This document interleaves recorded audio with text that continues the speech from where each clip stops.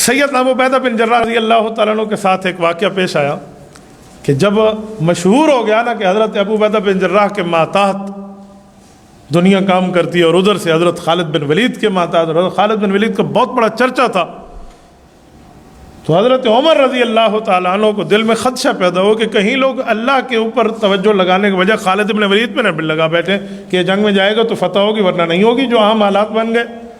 تو حضرت خالد کو خط لکھا کہ خالد آپ اپنے اختیارات ابو عبیدہ کو دے دو اور اس کے ماتحتی کے افسر بن جاؤ، آپ اس کے برابر یا اس کے اوپر کے نہیں ہوں گے۔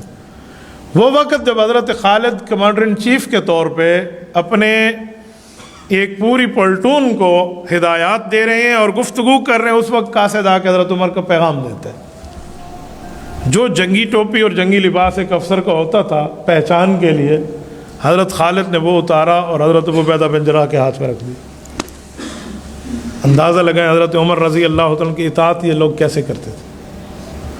اور اس وقت کہا کہ پھر میں مدینہ منورہ جاتا ہوں، میں نے بھی دین کی جو کام کرنا ہے ادھر تھا، تو جب تک ادھر تھا یہ کیا، وہاں جانے لگا۔ اور لوگوں نے کہا کہ تمہیں مبارک ہو، اب تمہارا بڑا وہ ہے جس کو حضور علیہ الصلوۃ والسلام امین الامہ فرماتے تھے، یہ امت کا امانت دار ہے۔ حضرت ابو عبیدہ کو دل میں یہ بات انتہائی گراں گزری کہ یہ شخص ٹھیک ہے، حضرت عمر رضی اللہ عنہ جو حکم فرمایا وہ مان لیا، لیکن یہ یہاں سے چلے گئے۔ تو حضرت عمر نے حضرت ابو عبیدہ نے فرمایا کہ خالد آپ نے ایک بات کی ہے، ایک بات میں کر لوں، آپ نے حضور علیہ السلام سے میرے بارے میں سنا، آپ نے بتا دیا، جو ہم نے آپ کے بارے میں سنا ہے۔ حضور علیہ السلام فرماتے تھے کہ رب کی تلواروں میں ایک تلوار خالد ابن ولید ہے، آپ کیوں جانا چاہتے ہیں؟ یعنی اس طرح بات پیار محبت سے کر کے حضرت خالد کو روک لیا۔ سیدنا ابو عبیدہ بن جراح رضی اللہ تعالیٰ عنہ کے گھر میں جب حضرت عمر گئے تھے نا جابیہ کے سفر میں، تو ان کے گھر میں دیکھا ایک گھوڑا ہے، ایک زرہ ہے، ایک ان کے ساتھ ایک خادم ہے جو اپنے گھر کے معاملات دیکھتا ہے، اور بس یہ کوزہ ہے وضو کا، اور یہ لیٹنے کی ایک چارپائی۔ تو حضرت عمر رضی اللہ عنہ نے ان سے پوچھا کہ آپ کچھ اپنے لیے کچھ نہیں رکھتے؟ کہا میں نے اللہ کے رسول سے وعدہ کیا تھا کہ بقدر ضرورت چیز رکھنا، اور اسی حالت میں مجھ سے ملنا، میں تم سے خوش ملوں گا، مجھے پیغمبر کی خوشی چاہیے، مجھے دنیا کی راحت نہیں چاہیے۔ حضرت عمر رضی اللہ تعالیٰ نے فرمایا کہ اگر میں تمہیں کہوں کہ چیزیں رکھ لو اور میں امیر المؤمنین ہوں، میرے حکم مان کے آپ رکھو گے تو انہیں ہاتھ باندھے۔ کہ امیر المؤمنین مجھے آزمائش میں نہ ڈالے، میرے لیے یہ کافی ہے، میں کل قیامت میں اللہ کے رسول کو کیا منہ دکھاؤں گا، میرا ان سے وعدہ ہوا۔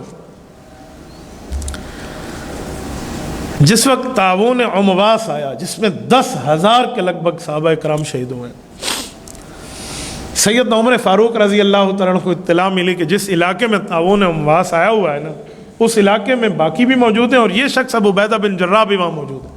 تو حضرت عمر نے ان کو خط لکھا صحابہ کے مشورے سے کہ ان کو وہاں سے بلوا لیا جائے کسی حوالے سے ان کی جان کی حفاظت کے لیے۔ تو حضرت عمر نے یہ لکھا کہ آپ کو جیسے خط ملے آپ فوراً میرے پاس آئیں، آپ کے ساتھ ایک خاص مشورہ ہے۔ یہ نہیں لکھا مشورہ کیا ہے۔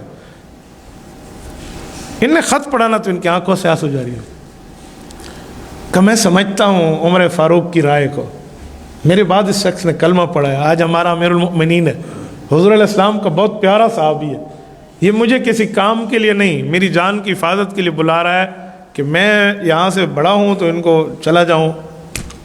کہا یہ میرے ساتھی، یہ میں ان کو چھوڑ کے نہیں جاؤں گا۔ واپس خط لکھا کہ امیر المؤمنین آپ مجھے اس آزمائش سے معاف رکھیں، میں نہیں آ سکتا۔ حضرت عمر فاروق رضی اللہ تعالیٰ عنہ کو پتہ چل چکا تھا کہ یہ طاعون کی بیماری میں مبتلا ہے۔ دوبارہ خط لکھا تاکید سے کہ ٹھیک ہے آپ میرے پاس نہیں آتے لیکن صحت بخش مقام فلاں جگہ چلے جائیں، اور ساتھ ابو موسیٰ عشری رضی اللہ عنہ کو خط لکھا کہ آپ ان کو پابند بنائیں میری طرف سے۔ تو اتنی سی بات مانی کہ اس علاقے تک گئے ہیں، اور وہاں جب پہنچے تو حضرت معاذ بن جبل رضی اللہ عنہ کو بلایا کہ مجھے احساس ہو گیا ہے کہ میری اس بیماری میں انتقال ہو جائے گا، میرے بعد بڑا تو ہے، اس وقت تک جب تک امیر المؤمنین کا کوئی دوسرا حکم نہ آئے، سنبھالنا آپ نے، نمازیں بھی آپ نے پڑھانی۔ ایک وقت تھا اذان آئی، انہوں نے کہا یہ بھی وقت موجود ہے، مثال کے طور پہ عصر کی اذان کے بعد نماز ہو، ایک بندہ نہ پڑھ سکے اور وہ فوت ہو جائے تو اسے اس نماز کو اس وقت تک حساب نہیں ہوگا جب تک اس کا ٹائم گزر نہ جائے، کیونکہ ابھی تک تو ٹائم تھا، وہ پڑھ سکتا تھا۔ اذان آئی اور انہیں تکلیف ہوئی اور انہیں نماز کے لیے حضرت معاذ بن جبل رضی اللہ عنہ کو آگے کیا جو ان کے مواخات کے اسلامی بھائی تھے۔ انہیں نماز کا سلام پھیرا اور ادھر سے اس شخص کی کلمہ طیبہ کی آواز تھی اور روح پرواز کر گیا۔ فلسطین کے قریب ان کی ایک جگہ میں وہاں قبر ہے. یہ ابو عبیدہ بن جراح ہے جو 58 سال کی عمر میں اس دلتی سے گیا ہے. اور اجنادین، یمن، مصر، فلسطین، شام، دمشق، اس کے قریب یرموک، اس کے کون کون سے علاقہ فہل، علاقہ یزوک، اتنے بڑے بڑے ایریاز ان نے فتح کر کے اسلام کے جھنڈے لگائے ہیں کہ اس کی مثال اس رہتی دنیا پہ نہیں مل سکتی. اسی ماہ ان کا انتقال تھا. تو میں ہر سال ربیع الثانی میں سوچتا تھا کہ میں ابو عبیدہ بن جراح رضی اللہ عنہ پہ بات کر سکوں، لیکن ہو نہ سکی. اس بار رب العزت نے ہماری یہ خواہش پوری کی ہے.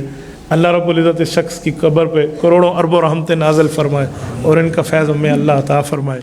تبارك الذي نزل الفرقان على عبده ليكون للعالمين نذيرا.